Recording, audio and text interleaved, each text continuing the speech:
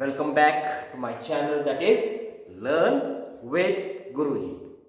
एक शिकायत है आप लोगों से पहले तो शिकायत ये कि 9th के इतने वीडियोस डाल दिए, कमेंट्स नहीं आ रहे, लाइक्स आ रहे हैं, शेयर्स आ रहे हैं, बट कमेंट्स नहीं आ रहे। I want out good comments from you people. ठीक है, मुझे कमेंट्स से ये क्या, कमेंट्स आप बोलेंगे सर कमेंट का क्या है? कमेंट्स ये होता है कि कमेंट से मुझे भी मोटिवेशन मिलती है। I got more motivation from the comments. पढ़ाने का और दिल करता है। जैसे अभी आपको पिछले हफ्ते की बात, एक छोटी सी बात बताऊंगा, फिर आगे चलाएंगे। हमने एक लाइव सेशन लिया था, ठीक है, क्लास 10th का लाइव सेशन था। और क्लास 10th का वो लाइव सेशन की जो टाइमिंग हमको दी गई थी वो आपकी टाइमिंग थी सिर्फ 1 घंटे की। लेकिन जो लाइव सेशन में मेरे साथ स्टूडेंट्स जुड़े हुए थे, बढ़ते बढ़ते वो 12 मिनट और सेशन जो था वो बढ़ गया। मतलब वो सेशन आपका 1 घंटे और 12 मिनट का हो गया। तो वो दैट इज, क्योंकि वो बच्चे कमेंट्स कर रहे थे, that is known as a motivation. Faculty also needs a motivation. तो मोटिवेशन कहाँ से आएगी? वो मोटिवेशन आप लोगों से आएगी जब आप कमेंट्स देंगे। और ये नहीं सर वेरी नाइस गुड, ऐसे कमेंट्स नहीं। आप वाकई जो फील करते हैं टीचिंग के बारे में, मेरी टीचिंग के बारे में, अगर आपको कहीं गड़बड़ लगती है तो you can tell me, no problem, उसमें भी कोई प्रॉब्लम नहीं है। ठीक है, I will try to resolve that, मैं उसको खत्म करने की कोशिश करूँगा। तो इस बार क्या नया है? परसों से क्लास 10th के लिए निर्णय शुरू हो रहा है, वो पता है 10th वालों को, आपको भी बता देता हूँ। 9th वालों के लिए निर्णय शुरू हो रहा है। एंड निर्णय क्या है? Nirnay is a mock test series for class 10th students, those who are going to appear in board examination that are going to start from 4th May. जो 10th में के स्टूडेंट्स हैं जो 4 मई से बोर्ड एग्जामिनेशन में बैठने जा रहे हैं, उनके लिए जो है वो मॉक टेस्ट सीरीज जो है वो स्टार्ट की गई। एक और सरप्राइज है आप लोगों के लिए, ठीक है? तो one more surprise for you, that is for class 9th and 10th students, and this will be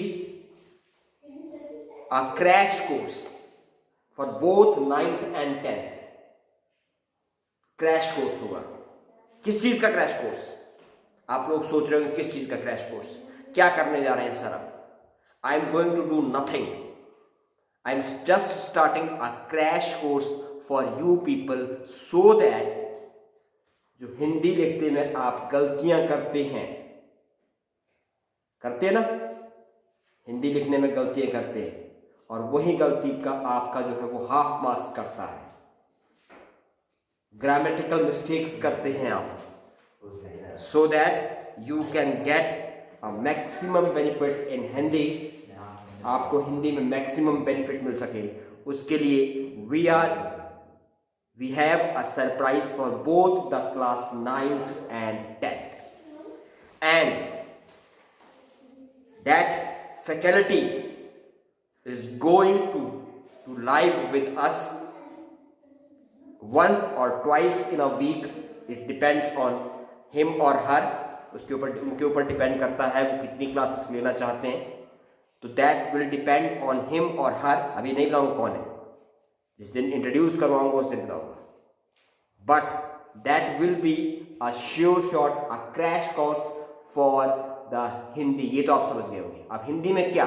that is Hindi grammar. Hindi grammar के लिए we are introducing a faculty for you, so that you can get a maximum benefit. It is a crash course for both class and 9th and 10th। 9th के लिए 1 महीने का, 10th के लिए maximum 2 महीने का, इससे ज़्यादा नहीं।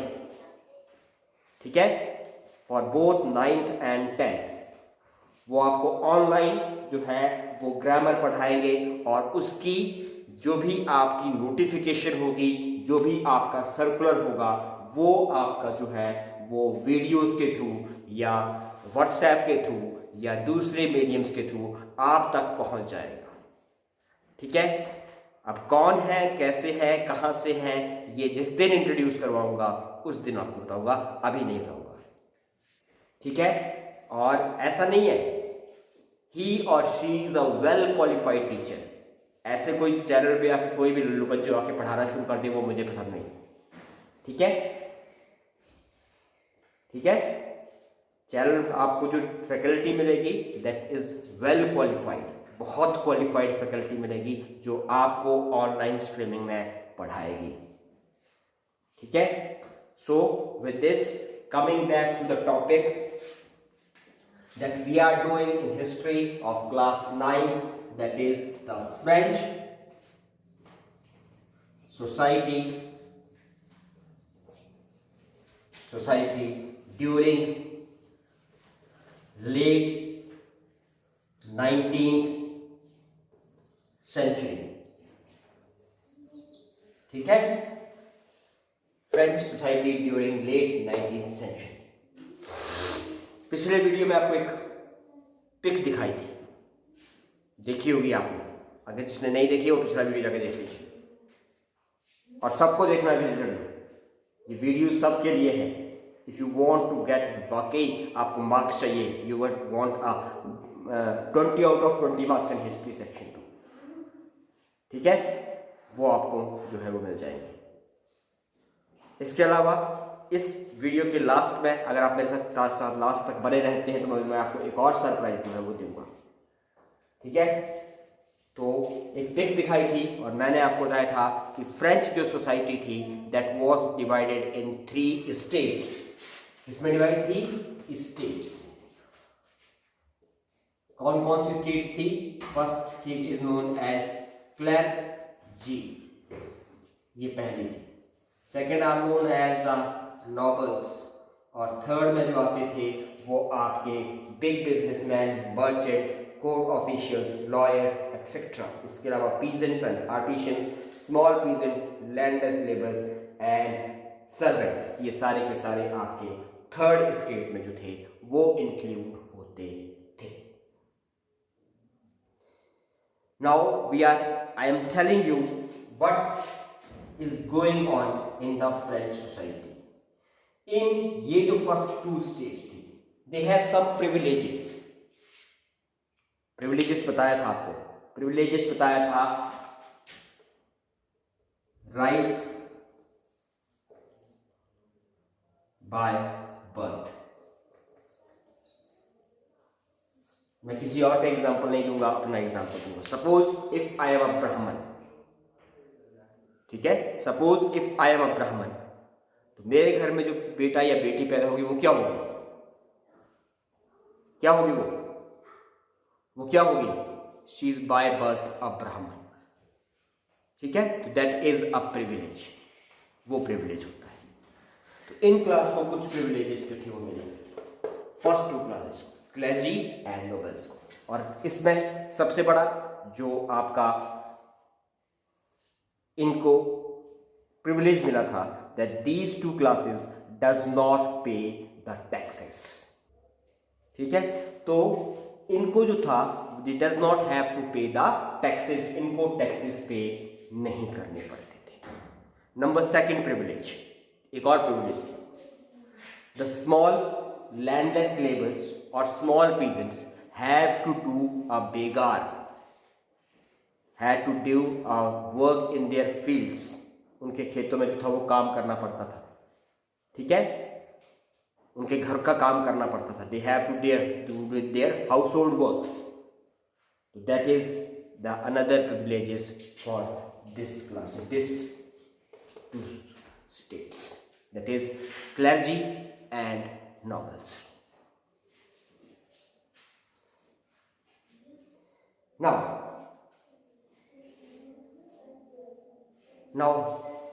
you have seen that these 2 classes does not pay the taxes but collect the taxes। ये जो 2 states थी ये टैक्स पे नहीं करती थी, कलेक्ट करती थी। इसके साथ साथ एक और थी जो आपके जो टैक्सेस कलेक्ट करते थे, and that is known as church. ये जो चर्च था ठीक है, ये भी आपके टैक्सेस कलेक्ट करते थे। It also collect a taxes, और जो कलेक्ट टैक्सेस ये कलेक्ट करते थे दैट इज नोन एज, उसको नाम दिया गया था TITHES, टिथेस। ये टैक्स ये चर्च था वो कलेक्ट करता था। This tax was collected by a church. Tithes, tithes का मीनिंग क्या होता है? This tax is collected by a church and 1/10 of the agricultural produce, 1/10 of agricultural produce, ठीक है। अब 1/10 कैसे निकालेंगे?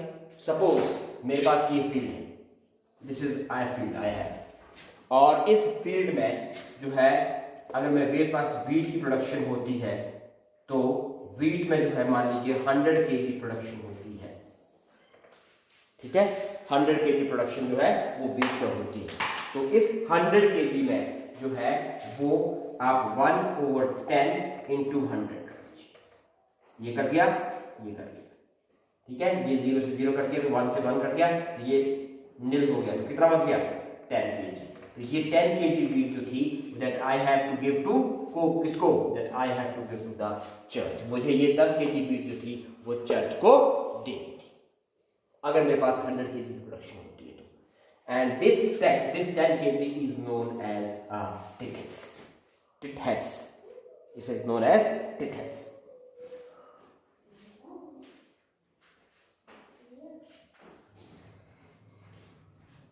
And finally, all members of the third states had to pay taxes to the state. इसके अलावा जितनी भी थर्ड स्टेट्स के जो मेंबर्स थे, अब थर्ड स्टेट में कौन कौन से मेंबर्स थे वो आपको पिछले वीडियो में जो पिक दिखाई थी वो आपको जो है वो याद होगी। जो आपके इसमें थे big merchants, big businessman, third state की बात कर रहा हूँ, ये थर्ड स्टेट है, ठीक है। थर्ड स्टेट में बिग बिजनेसमैन, ठीक है, number 1। Number second is merchants, number third is the court officials,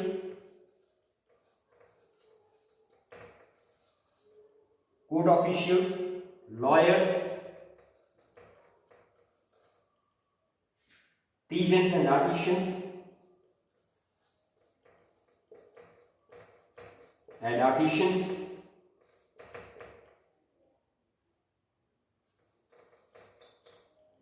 उसके बाद आपके स्मॉल पीजेंट्स, लैंडलेस लेबर्स,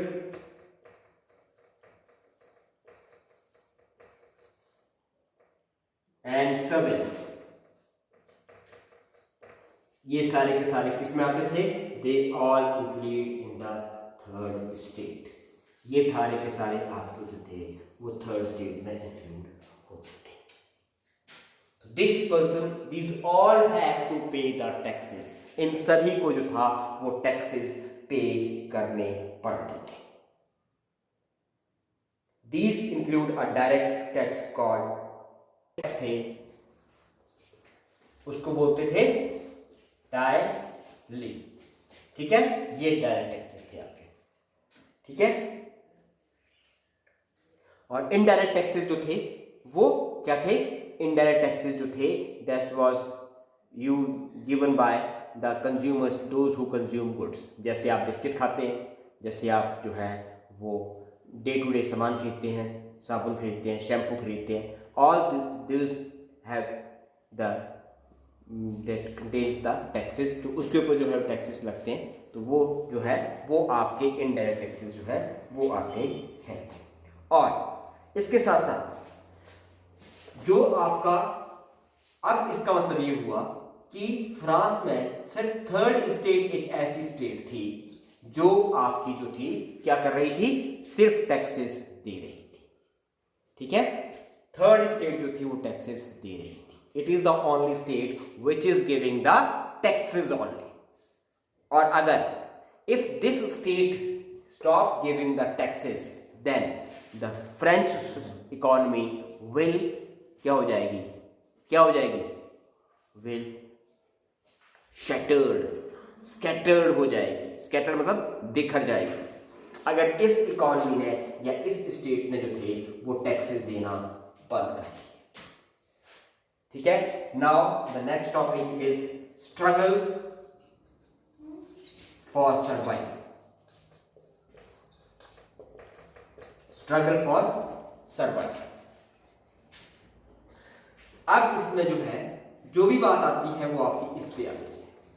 क्या लिखा मैंने, ये क्या लिखा, क्या लिखा, पॉपुलेशन। पॉपुलेशन पे बहुत कुछ बात आती है और आपके पास बुक में दो ईयर दिए हैं, one is 1789 and another is 1715। 1715 में जो पॉपुलेशन थी वो थी 23 मिलियन। कहाँ की, किसकी बात कर रहे हैं हम बात कर रहे हैं फ्रांस की। फ्रांस की जो पॉपुलेशन थी वो 23 मिलियन थी, मतलब 2 करोड़ और 30 लाख ये पॉपुलेशन थी आपकी। 1789 में ये पॉपुलेशन आपकी जो थी वो 28 मिलियन, मतलब 2 करोड़ और 80 लाख। कितने बढ़ गए, कितने लाख लोग बढ़े, 2 करोड़ 80 लाख, 2 करोड़ 30 लाख, कितने बढ़े, बोलो भाई, कौन बताएगा, कौन बढ़, कितने बढ़ गए, इट इज 50 लाख। ठीक है, कितने ईयर्स में, 15 से लेकर 89, कितने कम करिए, यहां से 89 से 15 कम करिए, 4 और 8 में से 1 बन गया तो नहीं, 7 में से 1 गया तो कितना आएगा, 6। 64 ईयर्स में 50 लाख की पॉपुलेशन इंक्रीज हो गई। This led to a rapid increase in demand for food grains. अब पॉपुलेशन इंक्रीज होगी, 50 लाख की पॉपुलेशन इंक्रीज हो रही है तो ये खाएगी भी ना, खाने को तो चाहिए इसको कि नहीं, तो क्या होगा, तो हुआ ये कि increase in demand of food grains.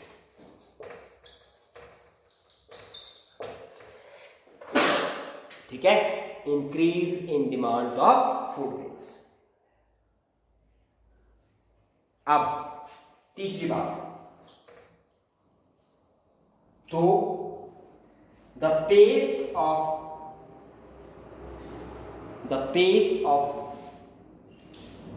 what, the pace of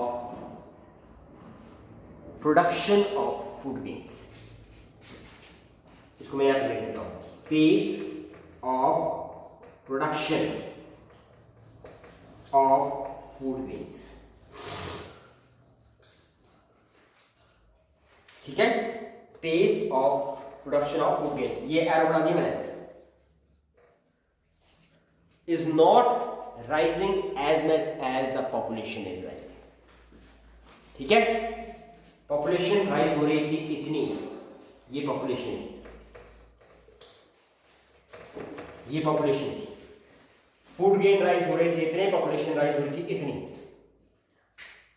ठीक है, पॉपुलेशन राइज हो रही थी इतनी, फूड ग्रेन राइज हो रहे थे इतने, तो डिमांड फुलफिल हो जाएगी 50 लाख लोगों की, नहीं ना, तो इनकी डिमांड जो थी वो आपकी फुलफिल नहीं हो रही थी। इस स्टोरी को आप जो है वो अपने कंट्री की स्टोरी इंडिया के साथ भी रिलेट कर सकते हैं। कैसे, 1970s तक से पहले जब तक हमारे पास जो थी वो ग्रीन रेवोल्यूशन नहीं थी, हमारे पास भी फूड ग्रेन्स जो थे वो उसकी पेस इतनी ज़्यादा नहीं थी प्रोडक्शन की, जितनी हमारी जो थी वो क्या बढ़ रही थी, पॉपुलेशन बढ़ रही थी। बस सेम ही स्टोरी आपकी फ्रांस की भी थी।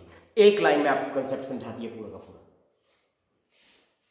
So the price of bread which was the staple diet of the majority of rose rapidly. क्या होगा,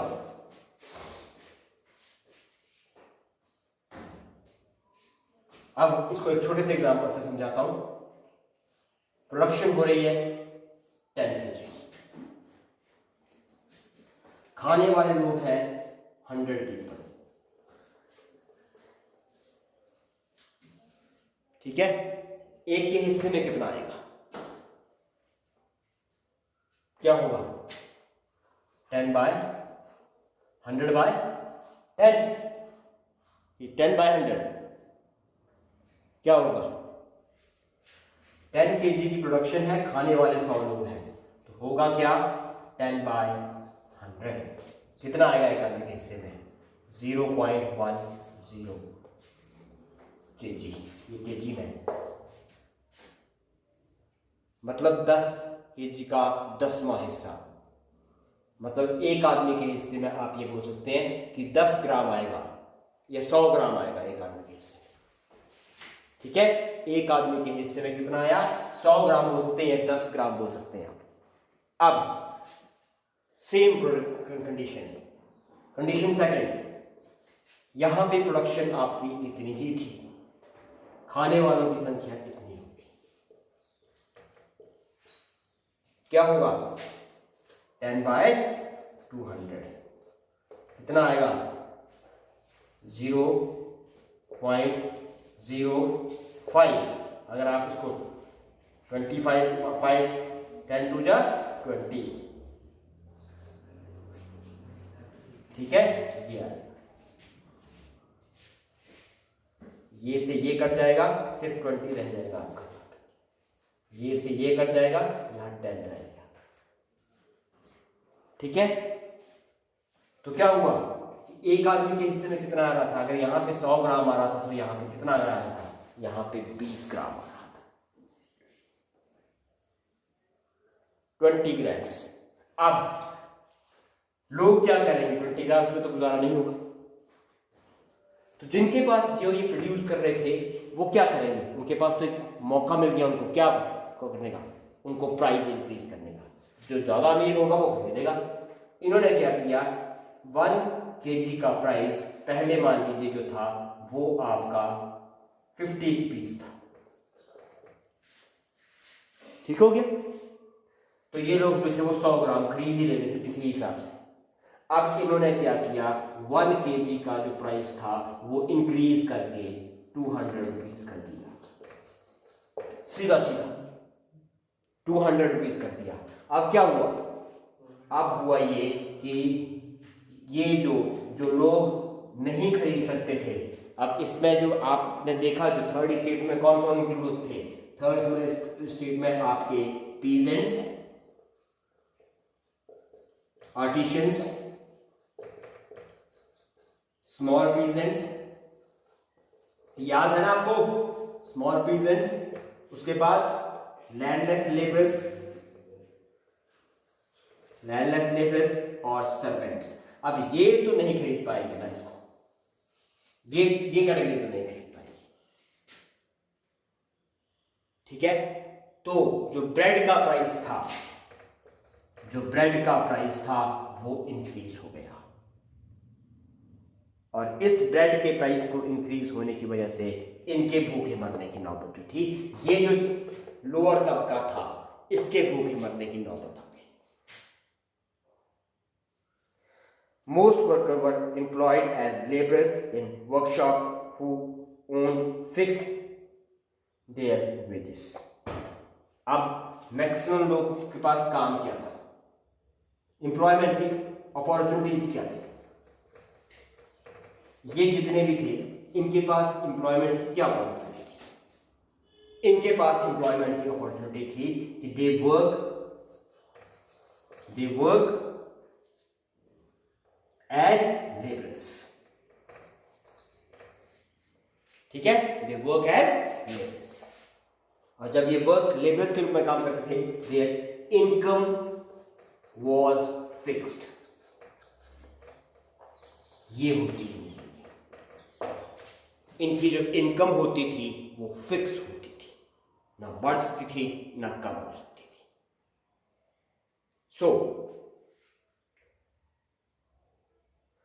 अब मान लेते हैं इनकम बढ़ती भी होगी, सपोज कर लेते हैं, तो क्या जहां पे प्राइस जो था वो 1 kg का 50 रुपीज़ था, कुछ टाइम के बाद प्राइस जो था वो 200 रुपीज़ हो गया। तो क्या आपको लगता है कि इनकम भी इसी तेजी के साथ इंक्रीज हो रही है? Do you feel that? क्योंकि पॉपुलेशन भी बढ़ रही थी, एक चीज वो भी ध्यान में रखना है, जहां पॉपुलेशन ज्यादा होगी वहां काम करने वाले भी ज्यादा होंगे। सपोज मैं काम कर रहा हूं, आई एम वर्किंग, और मेरे को जो सैलरी मिलती है वो मान लीजिए 20,000 रुपीज मिलती है। मैं एक बहुत अच्छा वर्कर हूं, ठीक है, I am a good worker, लेकिन मैं अपने मालिक को बोलता हूं कि मेरी सैलरी जो है वो इंक्रीज करके 30,000 कर दीजिए। मेरा मालिक क्या करेगा? इस सैलरी को इंक्रीज करेगा? इतनी इंक्रीज करेगा? नहीं करेगा। वो बोलेगा 22,000 कर देता हूँ, चलो। मैं बोलता नहीं, मेरे को 30,000 से नीचे नहीं चाहिए। क्या करेगा वो बोलेगा आप बाहर का रास्ता देखो, और 15,000 पे 2 वर्कर्स जो है वो लेके आ जाएगा। ठीक है, तो यही हालत जो थी वो यहां पर भी थी, क्योंकि पॉपुलेशन इंक्रीज हो रही थी, काम करने वाले ज़्यादा थे और काम कम था, इसलिए जो था वो आपकी लेबर जो थी वो उस पेस में जो थी वो सैलरीज या इनकम जो थी वो इंक्रीज नहीं हो पा रही थी। So the gap between the poor and rich keep widening. इसलिए पुअर और रिच के बीच में जो गैप था वो आपका कंटिन्यूसली बढ़ता जा रहा था। This became worse whenever drought or hail reduced the harvest. अब इसमें एक पंगा और था। पंगा ये था कि जब भी आपकी मौसम, वेदर इनका साथ नहीं देता था, ठीक है, जब भी वेदर इनका साथ नहीं देता था तो फसल खराब हो जाती थी, और जब फसल खराब हो जाती थी तो प्राइसेस और ज़्यादा इंक्रीज हो जाते थे। This led to a subsistence crisis, और इसकी वजह से लोगों का जीना जो था वो मुश्किल हो जाता था। Something that occurred frequently in France during the old regime. तो ऐसा कुछ जो था वो आपका फ्रांस में जो था वो ओल्ड टाइम पीरियड में जो था होता आ रहा था। With this, thank you very much. Comment करते रहिएगा। हाँ, आपको बताया था कि इस वीडियो के लास्ट में एक और सरप्राइज है आपके लिए। सरप्राइज ये है कि I have a presentation of the Russian revolution.